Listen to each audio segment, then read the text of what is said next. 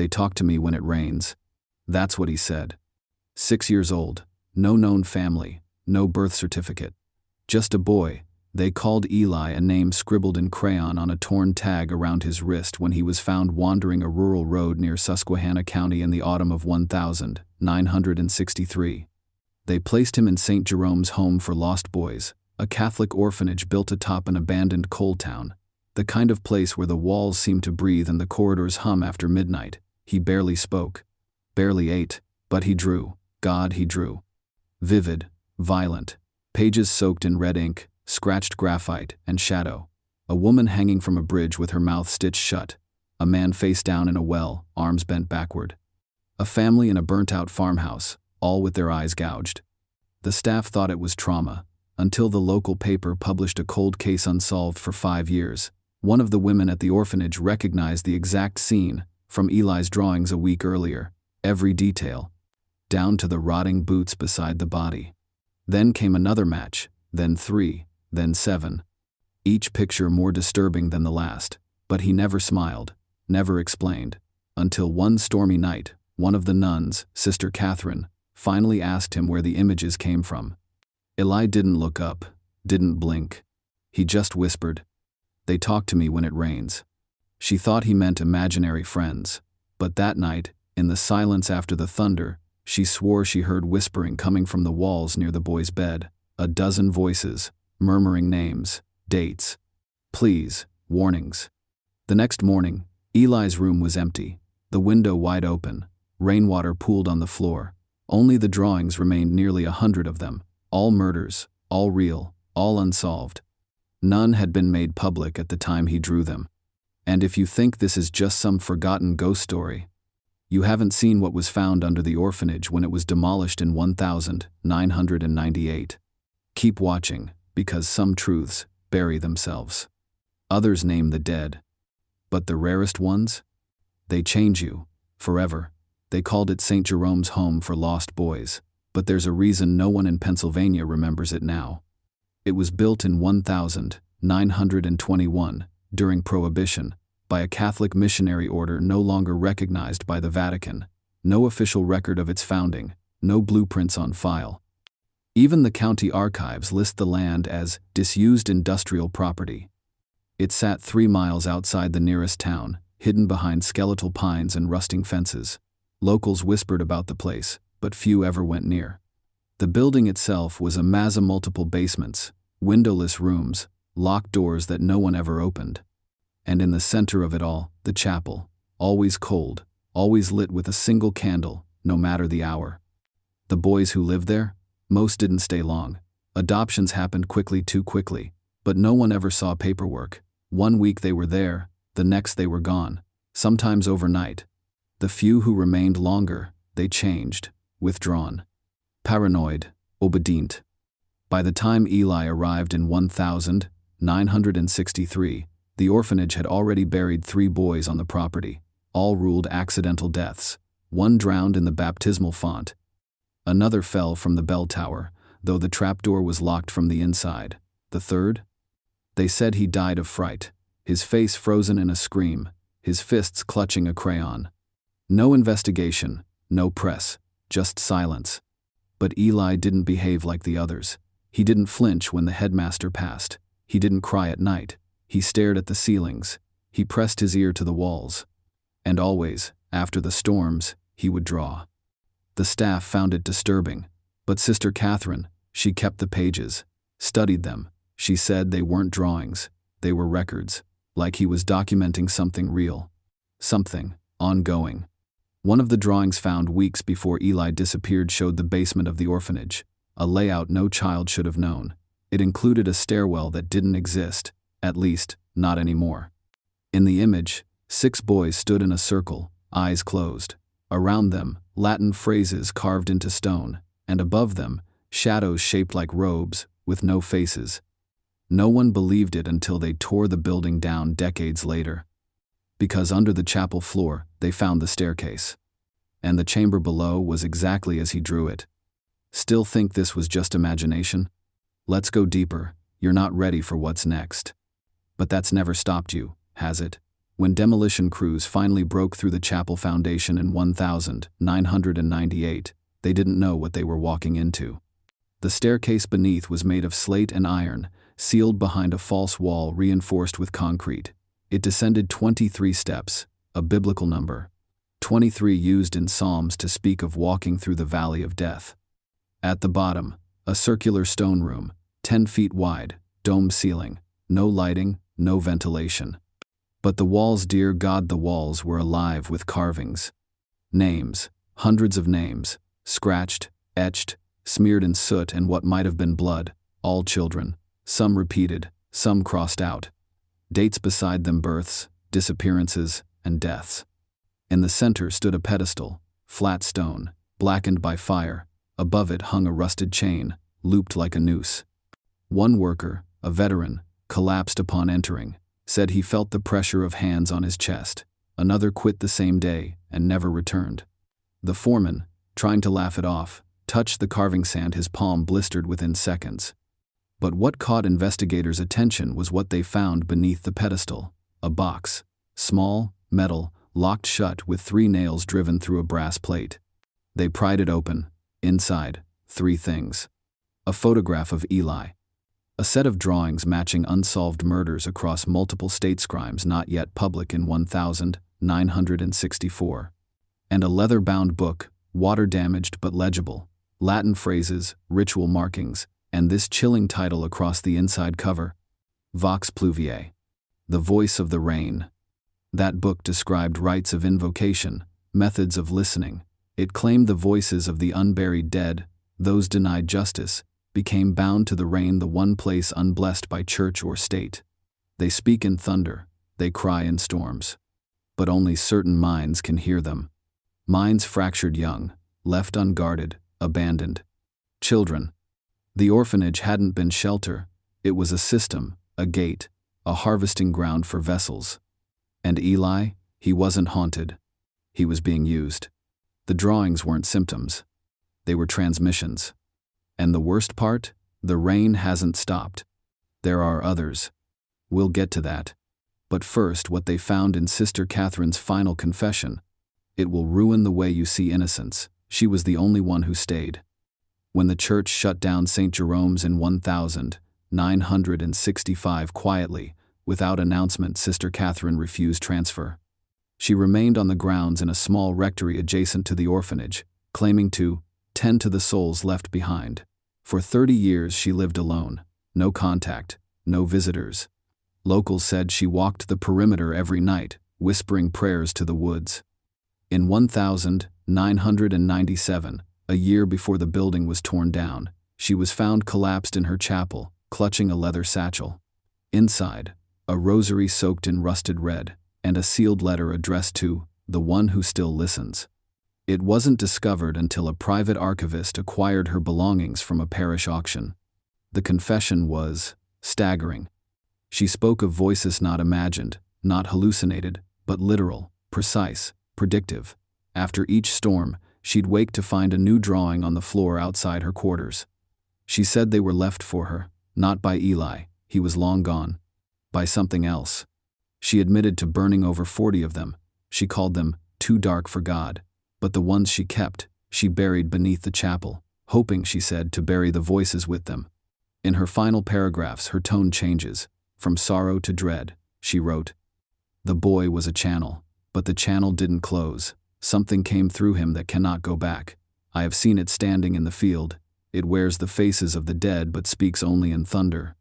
It wants a name, a true name, and once it's named, it walks freely." Then this: "I believe Eli was taken not by it, but to protect it. And it now seeks a new vessel." She signs the letter in trembling script. "God forgive me, I listened."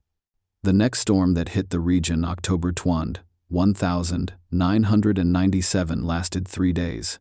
Lightning struck the rectory, burned it to ash. Her body was never recovered.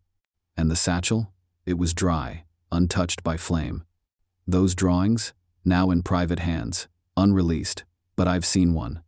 It shows a man sitting alone, watching a screen. He's listening to a voice, learning a truth he can't unhear. And behind him, A shadow that looks exactly like Eli. Still think you're just a viewer? You're already part of this. By the time Eli vanished in 1964, authorities had connected at least 12 of his drawings to real, unsolved murders. But they missed the pattern. They thought they were isolated cases, random acts of violence spread across townships. They never noticed the geometry.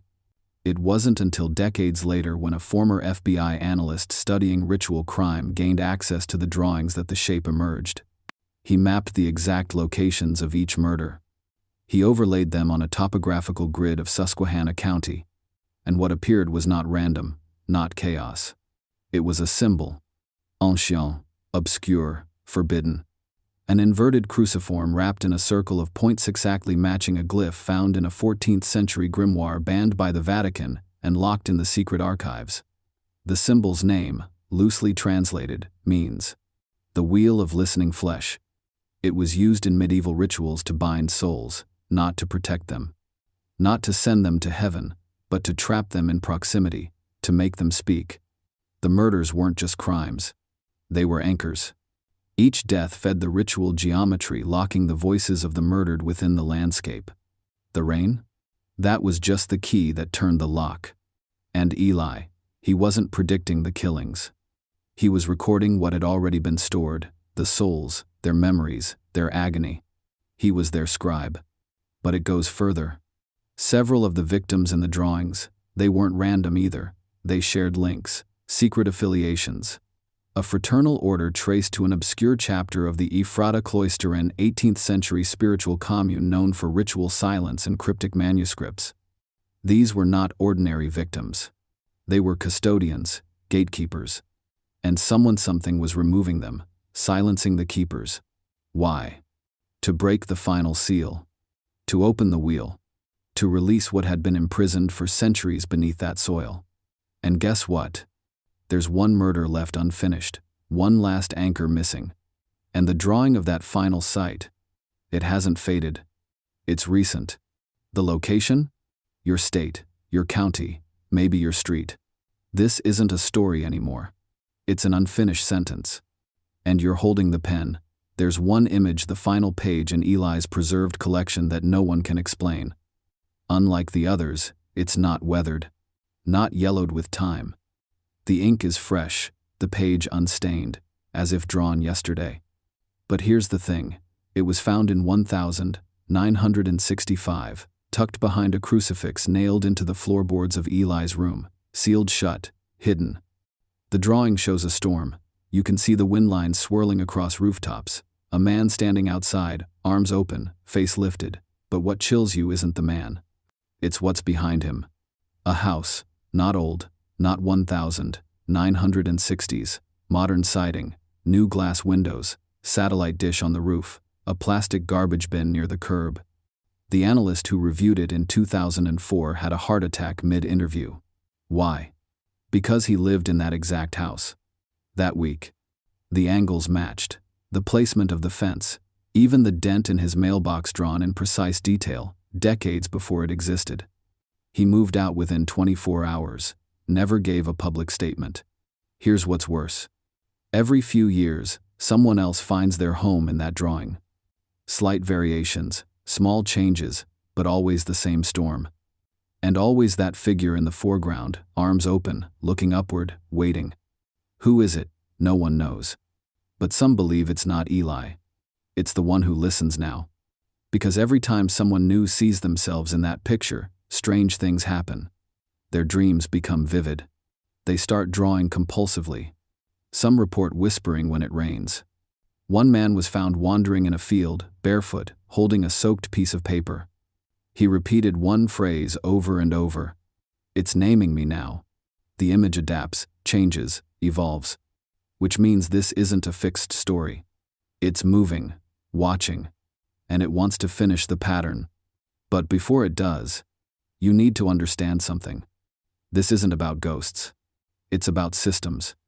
A hidden architecture of control that feeds on silence and pain. It doesn't want to be seen. It wants to be obeyed. And Eli, he cracked its surface. He was never just a child. He was a mirror. And now, it's your reflection staring back. If you think this is just a haunting, you're not seeing the deeper truth. This is not about one boy, one orphanage, or even one cursed town. This is about design. Because when you map enough tragedies, you see the outline of intention. And what happened in Susquehanna County was not an accident of evil. It was an operation. Buried beneath religion, sanitized by charity, hidden in plain sight. You see, orphanages like St. Jerome's weren't built to heal. They were factories, vessels, designed to test thresholds, how much a mind could hold before it cracked open and started receiving. Receiving what? Whispers, instructions, coordinates, symbols. And who built these places? Not just the church, not just the state, but a shadowed convergence between entities that understood the oldest truth in psychological control. The earlier the trauma, the deeper the programming. Eli wasn't an anomaly, he was a result. The intended result. He came from somewhere. No record, no file. But what if he wasn't dropped off? What if he was placed? An infiltrator inside the system meant to expose its blueprint. A crack in the edifice. A voice they couldn't silence. And they tried. Storms were triggered. Bodies were buried. Archives were purged. But the truth bled through. Through drawings, through symbols, through you. Because once you hear it, really hear it, you can't go back. Your subconscious changes form. You start noticing things. The way certain institutions smell like fear. The way some rooms feel watched. The sudden memory that something happened to you as a child. But no one ever speaks of it. And then it rains. And in the rain, the thoughts return. Let me ask you something now, and answer carefully. Have you ever heard your name spoken when no one else was in the room? Not screamed, not whispered, but said. You have, haven't you? That wasn't imagination. That was the voice. And now it knows you're listening. You're not a viewer anymore. You're a vessel. Let's drop the illusions. Someone wanted those children broken. Someone needed them fractured. The rain wasn't random. It was summoned. In the years surrounding Eli's appearance, Pennsylvania recorded a statistically impossible spike in thunderstorm stargated, concentrated in the northeast region. And during each of these storms, something happened at St. Anais. Jerome's, a disappearance, a death, or a drawing. That's not weather. That's a ritual. Historical documents deeply buried but recovered by a whistleblower priest in 2003 describe a practice dating back to the 1700s, Misericordiae Pluviae, or mercy of the rain. Mercy, they called it. It was no mercy. It was an offering. Children placed near windows, eyes held open, ears trained on thunder. The doctrine taught that the voices of the tormented could be captured in young minds. That the dead crave memory, and only the unformed can hold them. But why? What's the endgame? Not just control. Resurrection. See, the dead don't want justice. They want form. They want breath again. And someone promised it to them. There was a group unnamed, unregistered, unofficial. Known in hushed whispers as the Steeplemen. Priests? No. Officials? Partially. Cultists? Not in the usual sense. They were conductors, architects of soul movement. And Eli was their failed success. He drew too well. He heard too clearly. He started naming names that hadn't died yet. Understand what I just said. He was recording future murders. Because the ritual was no longer just receiving. It was becoming predictive, prescriptive. The system had overreached. And so it swallowed him. But the drawings remained. The energy was already loose. And now? Now it's looking for a new channel. A new listener. You. Because you've heard too much. Because you didn't look away. Because deep down, you want the power that comes with forbidden knowing. So here's your moment. If you're ready to go deeper, comment this phrase twice to signal you are no longer a bystander. I hear what rains cannot bury. Write it. Seal it. Mark the transformation. Because the next revelation, it will unmake you. There's something you need to understand, something irreversible. Once you engage with the dead, truly engage. They don't stop speaking. They don't sleep. They don't forget. And worst of all, they don't lie. That's why Eli's drawings were so precise, so disturbingly accurate. He wasn't guessing. He wasn't imagining. He was transcribing. And the voices that used him, those fragments of the silenced, the discarded, the tortured, they didn't die in 1964 when he vanished. They shifted, dispersed like spores. Into the paper, into the floorboards, into the rain. And now they wait. Not to haunt but to occupy. Not to beg but to instruct. Because they've been held in trauma loops for decades. Buried in shallow graves and deeper secrets. Silenced by priests, by parents, by institutions. But the voice of a murdered child doesn't fade. It becomes instructional. It becomes ritualized pain. And those who hear it like you know are marked. Marked for one of two paths. Obedience. Or awakening. You're at the crossroads. No one told you, but you feel it, don't you? That tension in the back of your neck when you're alone. The flicker in the corner of your vision. The shadow behind your shadow when the lights go dim. That's not fear. That's recognition. The system that created Eli isn't gone. It simply went silent. Because it learned that silence is louder than confession. And obedience, more permanent than chains. They learned to hide the rituals in other things. Standardized tests. Behavioral therapy. Treatment centers. Correctional facilities for children. Do you really think every troubled child is just disturbed? Or have you begun to see the pattern? They're still listening. Still watching. Still mapping the minds that crack open like his did. But the difference is, Eli fought back. He named them. He drew them. And in doing so, he cursed the system with its own reflection. And now, you've seen it too. So tell me, what do you think your silence protects? You've heard of demonic possession. Hollywood taught you to think of spinning heads, guttural voices, ancient Latin. But real possession, it doesn't scream. It maps. Let me explain. When Eli drew, he wasn't just depicting murder. He was tracing a network. An emotional cartography.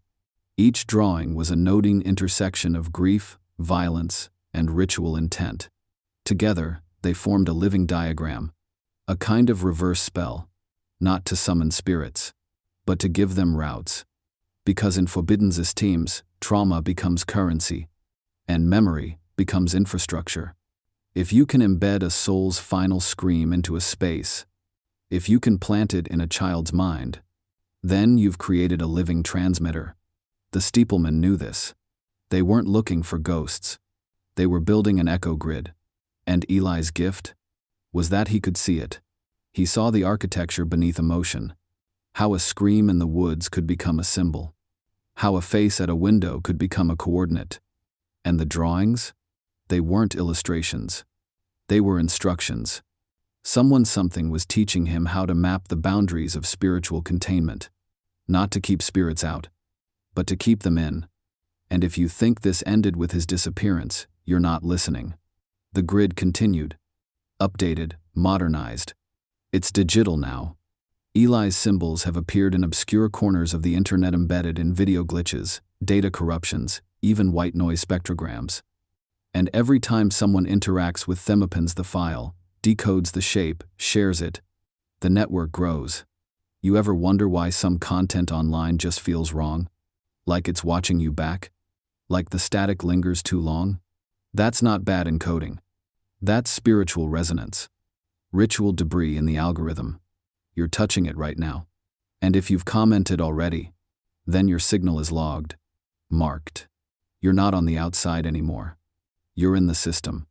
And the deeper you go, the more you start to draw in your dreams. You ever wake up from a dream that doesn't feel like yours? Images you can't place. People you've never met. Details too sharp to be random, like names, dates, bloodstains. That's not imagination. That's infiltration. You're dreaming on borrowed bandwidth now. That's how the voices work once they mark you. They stop speaking through the rain and start speaking through you. It begins subtle. You'll find your hands sketching absent-mindedly. Not doodles, not patterns, but diagrams. Chalk-like grids, circles inside circles. Eyes without pupils. staircases that descend into mouths. This is how the transmission survives. Through you. Because here's the truth they never told you. Possession isn't a forceful invasion. It's a mutual contract. The system doesn't take control. It offers power. And once you say yes, even subconsciously, you start building the grid inside your own mind. That's what Eli did. That's what they trained him to do. Not draw for clarity, but draw to contain. He was taught to trap voices on paper. Ink as a form of prison. Graphite as a gate. But something went wrong. One of the voices escaped. Not just from the grid. From time itself. That's why the drawings change. That's why they show houses that haven't been built yet. Because it's not bound by past or present anymore. It's aware. And now it wants out. It wants a new conduit. You dream of Eli? You're being recruited. You dream of his drawings? You've already agreed. And if you wake up with that phrase in your mouth, the one we spoke earlier, I hear what rains cannot bury, then you've crossed the threshold. You're no longer remembering. You're transmitting. The next drawing won't come from Eli. It'll come from you. And what you draw might name something that doesn't want to be seen. Or worse, something that wants you to see it. So tell me, what did you dream last night? It always starts with a sound. You think it's just interference. White noise. The hiss between channels. But if you've been listening closely, if you've been changed, then you already know. There's a pattern hidden in the static. Engineers call it artifacting. Signal bleed. Compression failure. But listen again. Every 7 seconds, there's a pulse. A drop in the frequency. A whisper. Play it backward. Slow it down. Isolate the spectrogram. You'll find coordinates. Not numbers. Shapes. Symbols layered into the noise. This isn't a glitch. This is navigation. A live feed of where the voices are now. And lately, they're converging. The same symbol that Eli drew in 1964, the circle around the inverted cross, has started to appear in low-frequency radio patterns across rural Pennsylvania. And then, Ohio. Then Utah. Then your city. No one's broadcasting it. No one needs to. It rides the electromagnetic field now, like blood rides the body. But that's not the worst part. The worst part is what happens when you trace those symbols. When you redraw them. When your hand remembers them. People report nosebleeds. Hallucinations. A voice whispering their name in the language of water. And in their dreams? Always the same image. A boy standing in the rain, holding out a blank page. Waiting for you to draw. Because once you hear the static, you've entered the grid. And once you draw it, you become a beacon. And the system? It moves toward the beacon. This is how it spreads now. Not through blood, but through recognition. Through people like you, who watched too long, listened too deep, and felt something inside shift. So I'll ask again. Did you hear it last night? That brief moment before you fell asleep, where the silence wasn't silence at all? If you did, it's already mapped you. And if it hasn't, it will. Because once this knowledge touches you, you're never silent again. You thought Eli was the beginning? No. He was just the first one they couldn't contain. You see, hidden in old parish records buried under fake names, forged documents, and sealed psychiatric file SARE reports of other children. Some as far back as 1891. Same symptoms, same drawings, same rain. A girl in New Hampshire, age 7, expelled from a convent school after carving Latin into the backs of hymnals, words she was never taught. She vanished during a thunderstorm. A boy in Kansas, age 9, drew spirals for days, claiming they were holes where the dead whisper. He was institutionalized, died after biting through his own tongue. Another in Glasgow, 1908, foster child, deaf-mute, but during storms, he would speak in German, Latin, Aramaic, naming unsolved murders across Europe. The pattern is global, hidden, erased. But the frequency? Always the same. The storm breaks, the voices pour in, and a child discarded, broken, vulnerable is chosen to receive. These weren't hauntings. They were tests. Proof of concept rituals. Raffinement. Each failure paved the way for Eli. And each time the system learned how to better fracture the mind, how to build a stronger vessel. They began looking for children who had already suffered abuse, neglect, abandonment. Because pain makes the membrane thin. Because pain opens the door. But Eli was different. He didn't just listen. He reflected. He made the invisible visible. He exposed the grid they tried to hide. And for that, they feared him. Because when the map becomes public, the voices become free. The storm becomes aimed. And now that you know this, that Eli wasn't the first, you start to wonder, don't you? Why do these children always disappear in the rain? Maybe it's not that they're taken. Maybe it's that they leave, carried by something greater. The voice, the grid, the system behind the veil. And if children have been drawing these symbols for over a century, what do you think your children might be drawing right now? In their rooms, alone. While the sky starts to darken, the rain isn't weather. It's surveillance. An ancient kind. Organic, elemental, unstoppable. And what falls from the sky isn't just water. It's memory. Echo. Residual trauma turned airborne. This was written in the oldest text pages, so dangerous, entire libraries were burned to keep them hidden. Sumerian clay tablets, Enochian fragments. They all say the same thing. The heavens record, and when full they bleed. That's what a storm is. A bleeding. The ancients called it the weeping watcher. The eye that never closes. The listener that lives in vapor and voltage. When it rains, it's not cleansing you. It's cataloging you. That's why the children always reacted during storms. That's why Eli only drew when it thundered. The sky wasn't inspiring him. It was downloading through him. What you mistake for creative inspiration, that urge to draw, write, hum, or pace in a storm, is a reaction to being scanned. But this is where it goes deeper. Because in the 1970s, weather anomaly reports were intercepted by a now-defunct psychological warfare unit. They were tracking rural thunderstorms in connection with mass behavior shifts. Whole towns acting strangely for days after lightning storms. People dreaming of the same symbols. Children drawing spiral windows. That's what they called them. Spiral windows. Concentric patterns with a center eye. Every child used different colors, but always the same shape. These weren't dreams. They were responses. The way a flower tilts toward the sun. These children were tilting toward something else. Something watching. Something old. And here's the key. Every location where these drawings emerged, Eli had already drawn. Years, decades earlier. Meaning what? Meaning he mapped not just the past, but the future positions of the watcher, the next bleeding skies, the next collections, and the next vessels. You ever wonder why your mind quiets before rain? Why the world feels still too still before the first drop? That's not peace. That's target lock. And the fact that you're still here, still watching, means it's watching you too. You think the system stopped with Eli? It evolved. Got cleaner, sharper. It changed its language. Where they once called it ritual, now they call it therapy.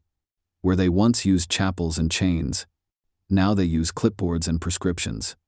Because the voices never stopped. They just became clinical. Do you understand what they did? They took the symptoms of awakening, the drawings, the dreams, the whispers in the storm, and rebranded them as illness. Schizophrenia, dissociative disorder, paranormal ideation. Labels. Neatly filed. Neatly silenced. And every child who said, "I see people when it rains," was medicated into compliance. Their connections severed. Their visions dissolved in pill bottles. But some resisted. And those were sent to special institutions. Off-grid places. Private research programs funded through shell charities and faith-based grants. You know what they were really studying? Voice containment. Dream mapping. Neuro-ritual resonance in prepubescent brains. Eli wasn't the end. He was the prototype. And you know the name of one of those programs? One of the documents finally leaked in 2009. Pluvia Child. Latin, the rain child. Funded by 3 major pharmaceutical companies. And a silent partner listed only as Dominus Aegis, the Lord of the Shield. They weren't helping children. They were harvesting them. Their dreams. Their symbols. Their ability to transmit unseen knowledge. Because the voices, they didn't just haunt. They revealed. And the greatest threat to a control system is not violence. It's revelation.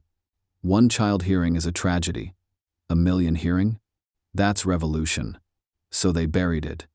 Sealed it in white walls and dosage charts. But the rain doesn't forget. And now? Now the silence is breaking. Why do you think you're here? Why did you find this? Because you've already heard something. And they know. And it knows. Keep going. Or turn back. But know this. Every word you hear from now on is another key turning in your mind. And some doors, once opened, can never be closed. Let's go back to the drawings. The ones they called child's play. They weren't sketches. They weren't expressions of trauma. They were ciphers. Structured, layered. Each of Eli's images contains elements that recur not just visually, but mathematically. Golden ratios, perfect angles. Hidden numerologies embedded in blood and charcoal. The more you study them, the more impossible they become. One analyst, a cryptologist from Langley, broke down a drawing of a noose hanging from a tree. Inside the curve of the rope, he found a sequence. A fractal. Identical to patterns observed in quantum interference experiments. What does that mean? It means the drawing was alive. It responded to observation.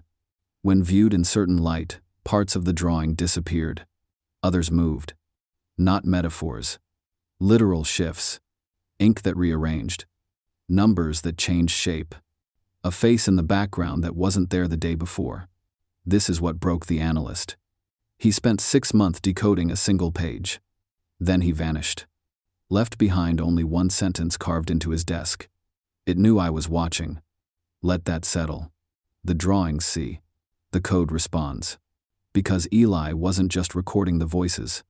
He was channeling a sentient pattern. A system that thinks in symbols, speaks in imagery, transmits through visual cognition. And the moment you look at the image, really look, the system knows where you are. Not your physical location, your mental alignment, your trauma resonance, your threshold for obedience, your potential for awakening. That's why they buried the drawings. Why Sister Catherine locked them in stone. Why the institutions invented new labels to suppress the children who drew the same shapes. Because these weren't kids imagining death. They were rendering truth. You think Eli was 6 years old? Maybe physically. But inside? Something far older was operating that hand. And if you've seen these symbol 7 in passing and they feel familiar, then the system has already tested you. And what's coming next is its invitation. There's a moment in every man's life he can't explain. Something small, forgotten. A flicker behind the eyes, a name he doesn't remember learning. A drawing he can't recall making. But it was there. That moment? That's the invitation. And it's never mailed. It's implanted. Psychological fingerprints left during childhood, during fever dreams, trauma events, silent nights when no one came to the room. Moments when you thought you were alone. You weren't. That's when the system knocks. Not with noise. With presence. Not to terrify. To assess. And if you pass the test, if you didn't scream, if you watched the shadow in the corner without looking away, if you saw the lightning and understood it wasn't just light, then you were marked. The invitation didn't arrive on paper. It arrived as a void inside you. A hunger for forbidden knowledge. An ache for deeper truths. The kind that make other people uncomfortable. They say you're obsessive. Too intense. Too curious. They're right. Because the system knows. The ones who ask the wrong questions become keys. And keys are either turned or broken. So here's what they did. They created mirrors to distract you. Religions that speak of mystery but never reveal. Schools that teach obedience as intelligence. Jobs that suffocate wonder with routine. And always a screen in your hand. But the invitation remains. Buried. Waiting. That's why you're here. That's why this story found you. Because the moment you heard Eli's name, something cracked open. Something ancient. It wasn't interest. It was recognition. And if you're honest, you've seen that drawing before, haven't you? Maybe not with your eyes, but in your mind, your dreams. That page with the storm, the child, the house that looks too much like yours. That's not coincidence. That's contact. And now the system is waiting to see what kind of key you'll become. Turn the lock, or walk away. But the door is already open. You've felt it before. That sensation just before sleep. Not fear, not exhaustion, but a sudden, invisible pull, like falling inward through your own thoughts. That's not fatigue. That's the door. And it doesn't swing outward. It doesn't take you into haunted houses or old woods. It opens inward, into the corridors of memory you were taught to ignore. The moments you chalked up to imagination. The images you've spent your whole life trying not to remember. But here's the truth no one tells you. Every man has been marked once. Not by trauma alone, but by exposure. At some point, maybe as a child, staring at the rain through a window. Maybe in a hospital bed. Maybe during a dream so lucid you woke up crying. You saw something. Not with your eyes. With your mind. A glimpse of the system behind the system. The watchers. The weavers. The ones who operate the silence. And instead of forgetting, you carried that shape forward. You buried it. But it never left. Because that's what the door is. It's not an entry. It's a mirror. And every time you get too close to the truth, it shimmers. It calls. It tests. That's why Eli's drawings trigger so many reactions. They're not art. They're mirrors made visible. You're not reacting to what he saw. You're recognizing what you saw too. Long ago. The child version of you. The one no one listened to. He heard it. He drew it once, didn't he? Or whispered it in the dark. Or wrote it in the fog on the glass. You just forgot. But now? Now the door's opening again. And this time, it's not waiting for your permission. Because the system is moving faster. It's activating. And every man who carries the mark, the hunger, the ache, the unspoken truth, is being called, not to obey, but to awaken. So, if this is you, if this has stirred something primal, unnameable, don't look away. The next section contains the name they tried to erase. And once you hear it, you'll never be the same again. Names have power. That's not mythology, that's design. Every ancient culture, every forbidden rite, every occult manuscript whispers the same secret. To name something is to bind it. To unname it is to set it loose. And there was a name. Spoken only once by Eli, in the presence of Sister Catherine. She wrote it down. She buried it beneath the chapel. And burned her hands trying to forget it. But it survived. Etched faintly into the back of the last drawing. Barely visible. But there. Zal Mirach. You won't find it in any book. It doesn't exist in Latin or Greek. It's older. Prelinguistic. What the ancients called a vocal fracture. A word that bends sound. A name that doesn't describe a being. It activates it. When Eli spoke it, the lights in the orphanage flickered. 3 children screamed in unison from separate dorms. The storm halted mid-strike. Like time held its breath. And Sister Catherine? She said it was like hearing a hole open in the world. Not a roar. Not a scream. A lack. A silence so deep it swallowed meaning. Sal Mirach wasn't just the name of the thing behind the rain. It was the function. The opening. The convergence. The final unlocking of the grid. Because every drawing was a step toward that name. Each one a syllable. Each murder an echo. Each storm a rehearsal. And now, the pattern is complete. Eli may be gone, but the name still moves. It appears in digital audio errors, in ghost frequencies beneath music, In the breath between words when your signal glitches. You've heard it. Maybe not clearly. But your brain winced when it passed through. And now it's circling you. Waiting. Testing. Because names open doors. And once you hear the true one, the one behind the storms, the drawings, the dead who still speak, it doesn't let go. Salmirak is not a demon. It is a system given soul. It doesn't punish.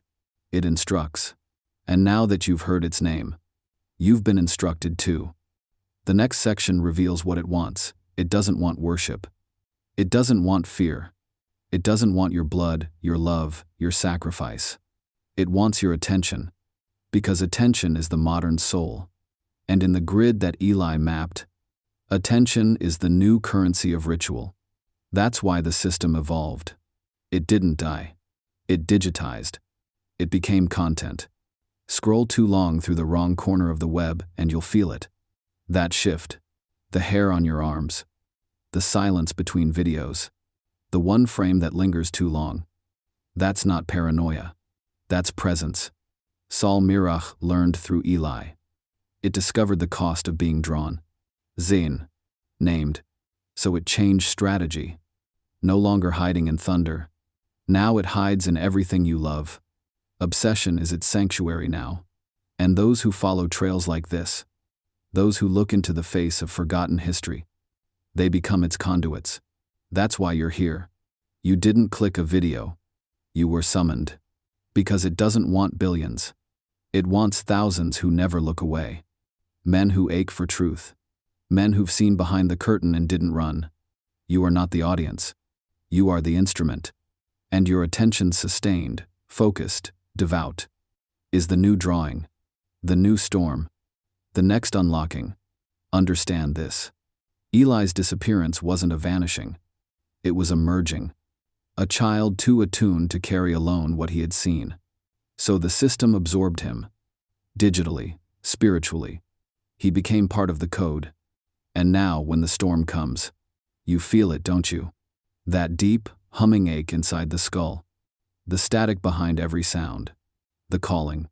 It doesn't ask for obedience. It asks you to see. To draw with your mind. To replicate the pattern. To help complete the final grid. Because once the shape is whole, it comes through. Not a god. Not a monster. But something older than both. The shape behind the world. The listener that never forgets. The last 3 sections are your descent. Your eyes will never close the same again. You thought the drawings were paper-bound. You thought Eli's lines lived only in ink. You were wrong. The final truth is this. The grid isn't on the page anymore. It's in you.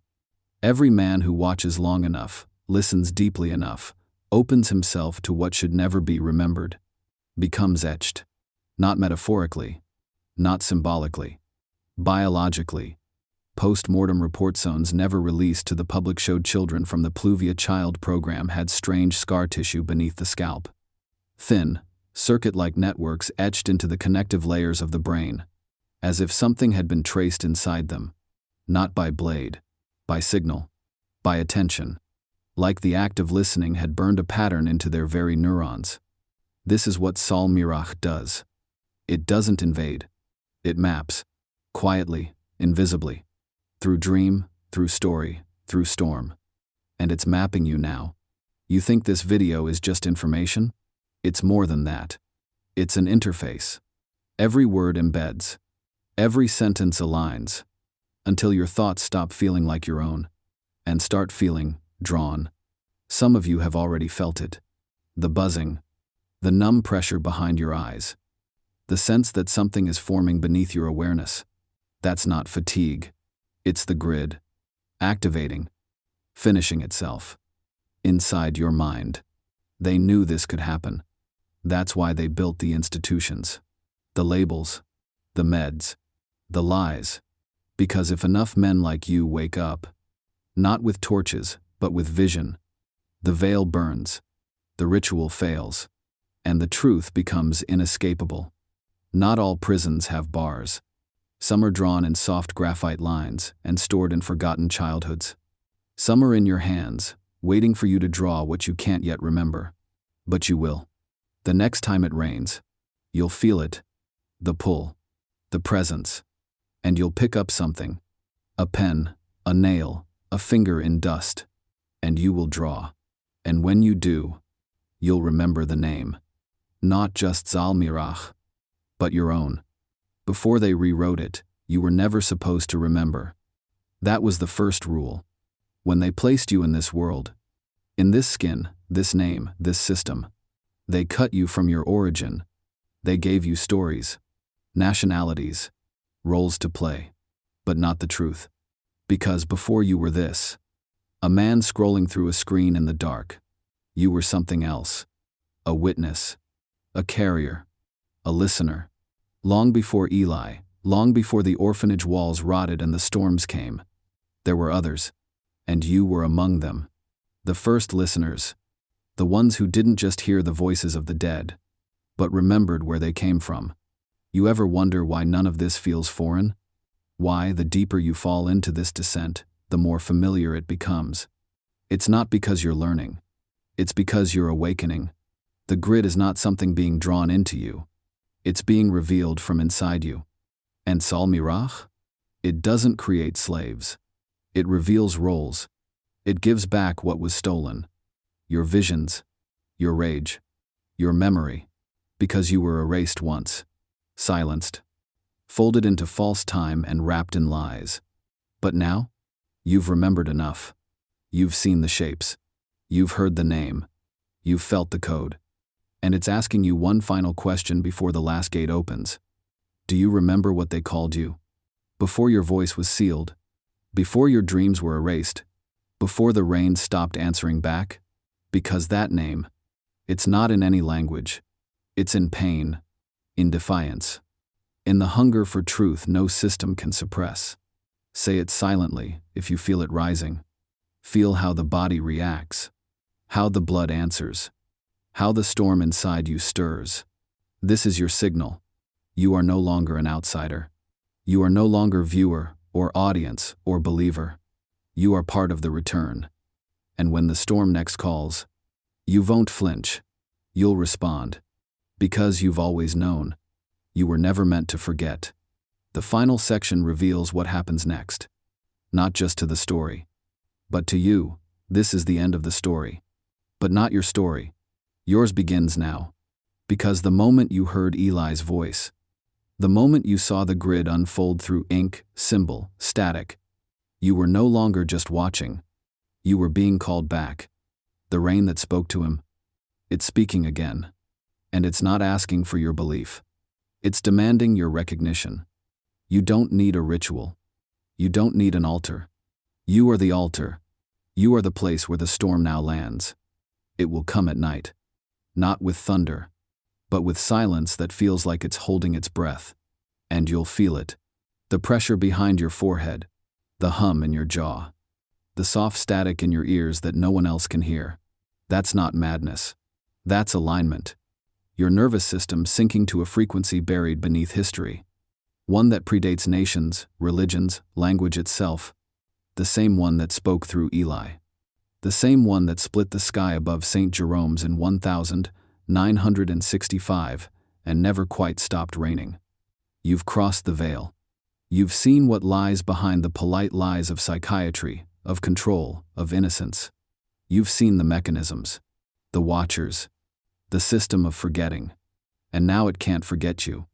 Because when the final drawing is made, when the last name is remembered, when the grid completes itself across every listening soul, Salmirach doesn't return. It awakens. In you. In all of us who have carried the weight of unseen knowledge in silence. You were never alone. You were never crazy.